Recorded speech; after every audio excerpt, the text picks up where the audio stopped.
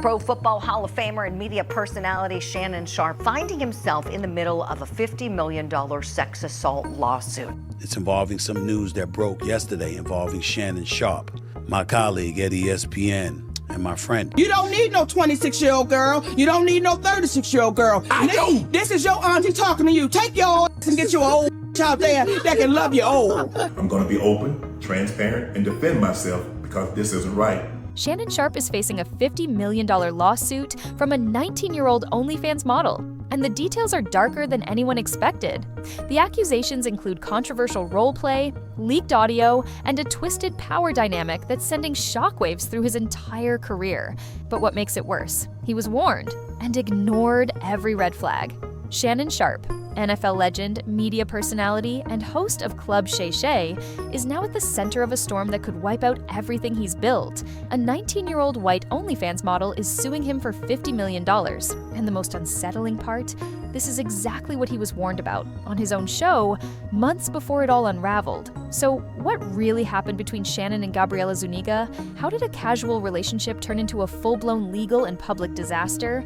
And what secrets were hiding in plain sight all along? Let's break it down. It was subtle at first, just a passing comment in a conversation full of jokes and banter. But looking back, that moment now feels like a warning siren that everyone, especially Shannon Sharpe, chose to ignore. When Katt appeared on Club Shay Shay, he didn't come to play it safe. He was raw, unfiltered, and as usual, disturbingly accurate.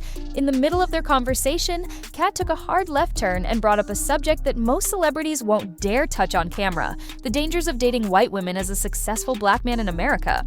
Get with a white woman because I was scared she might have me running down the street like Jonathan Majors. There you go. Come on, Katt. Not because I didn't like white women. I think white women are as great as any other women. But I'm not gonna act like I'm not scared of them. I have a reason to be scared. He wasn't trying to be edgy. He was dead serious. And anyone paying attention could see it in his eyes. But Shannon? He laughed it off, smiled awkwardly, shifted in his seat, because what no one knew at the time, not Katt, not the audience, not even Shannon's co-host, was that Shannon was already seeing a much younger white woman. Not just any woman, a literal teenager who had just started an OnlyFans account. Now, that Club Shay Shay clip is circulating like wildfire, and the comment section tells the whole story. People aren't laughing anymore. They're calling Katt a prophet, saying he tried to save Shannon from himself, and Shannon was too arrogant to listen. But that's not all, because it turns out that entire conversation was recorded after Shannon had already begun his relationship with Gabriella Zuniga. So when Katt dropped that bombshell on air, Shannon wasn't just reacting to a hypothetical, he was living it in real time. Before the headlines, before the lawsuit, before Shannon Sharpe's reputation began crumbling, there was Gabriella Zuniga. At first glance, she was just another face in Los Angeles, a 19-year-old gym regular trying to build a following on OnlyFans, living in a world obsessed with influence and image. But behind that digital persona was a young woman who would soon become the focal point of one of the most unsettling celebrity scandals in recent memory. According to the lawsuit filed in Clark County, Nevada, Gabriella met Shannon at a gym in LA in 2023. She was 19. He was 54. That's a 35-year age difference, just 2 years older than Shannon's youngest child. She wasn't even legally allowed to drink when they met. But it wasn't just the age gap that had people side-eyeing the relationship. It was the imbalance of power, of status, of life experience. According to Gabriella, things escalated quickly. What began as flirtation allegedly turned into a dark and controlling relationship. She accuses Shannon of rape.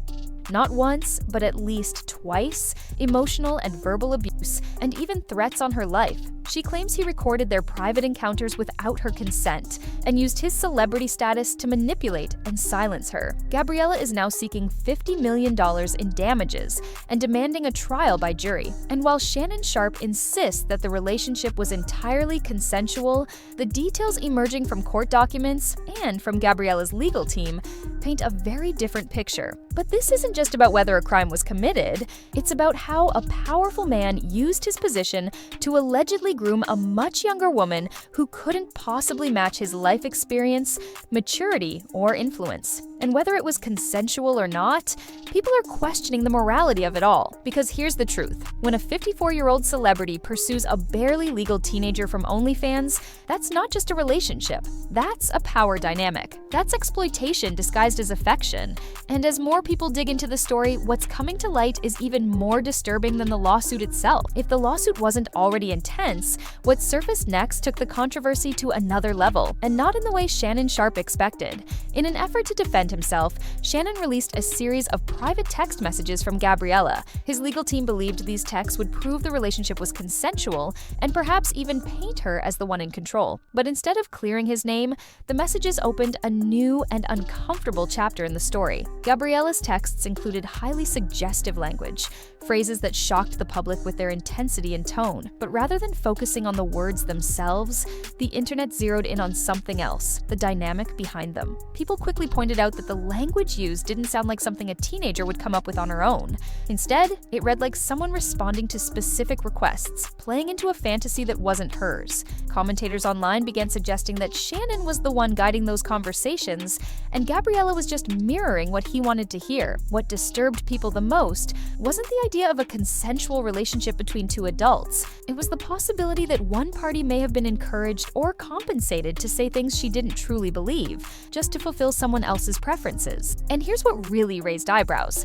Shannon only released her messages. His responses were completely missing.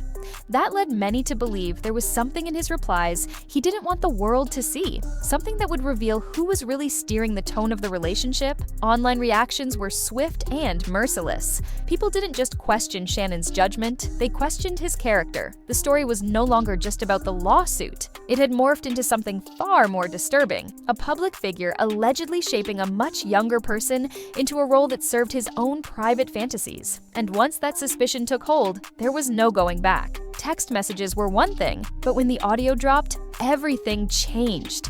Gabriella Zuniga's legal team released a recording of a phone call between her and Shannon Sharpe, and what it captured wasn't just awkward, it was deeply unsettling. The conversation starts off casual, almost flirtatious, but it quickly veers into disturbing territory. You're coming to LA tomorrow? Yes. Well, I'm not really interested in getting choked, so I guess we're going. Yeah. I might choke you in public. Big black guy chokes small white woman.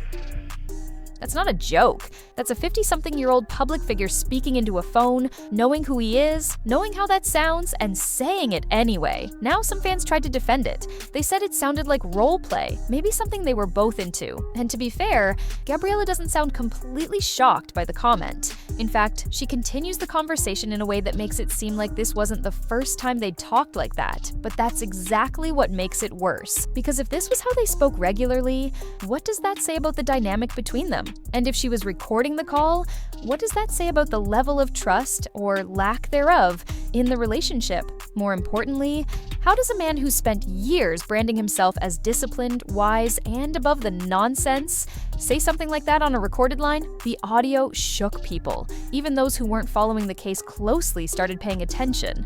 Memes exploded. Reaction videos poured in, and nearly all of them had the same takeaway. Some listeners pointed out how Shannon seemed almost aroused by the idea, like the comment gave him a power rush. Others noted how Gabriella might have been baiting him, setting him up for the exact kind of quote that could destroy him.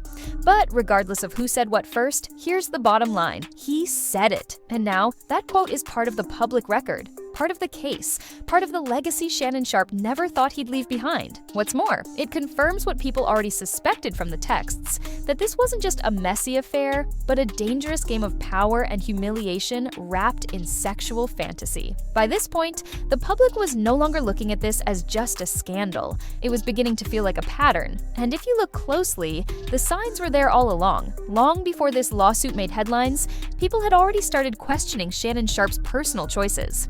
As respected as he was in sports media, there was always an undercurrent of concern about the kind of women he pursued and the way he talked about relationships, especially with younger women. And then came the Club Shay Shay interviews. One after another, guests seemed to drop subtle and not so subtle warnings right in front of him. First, it was Katt Williams. He didn't sugarcoat anything. He warned Shannon directly about the risks of getting involved with people who could turn admiration into ammunition. You could be Kang the Conqueror, and they could take your rabbit ass down in 2 weekends.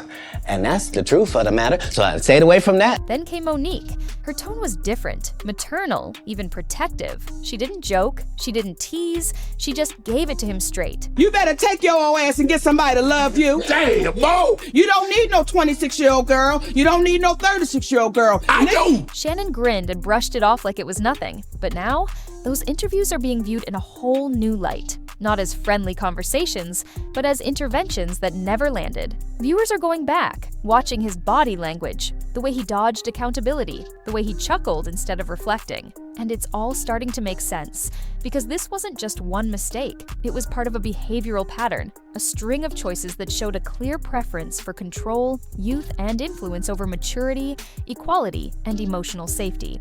Even fans who once defended Shannon are now calling it out. Not just the relationship, not just the messages, but the mindset, the lack of self-awareness, the refusal to grow up.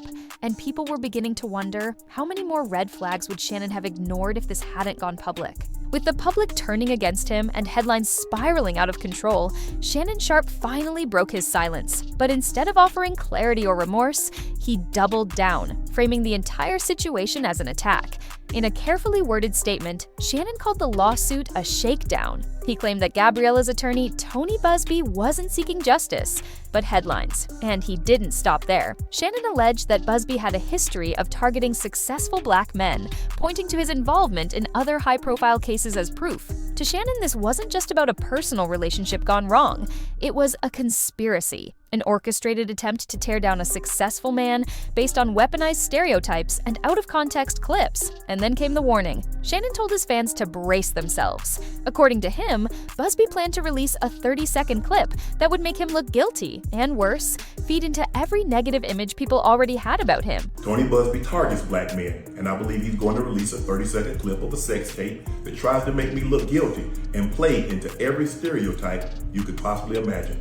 But here's the problem. It didn't work. People weren't buying it. The text messages? He released them himself. The audio? Disturbing and real. The age gap? Undeniable. The imbalance in the relationship? Obvious.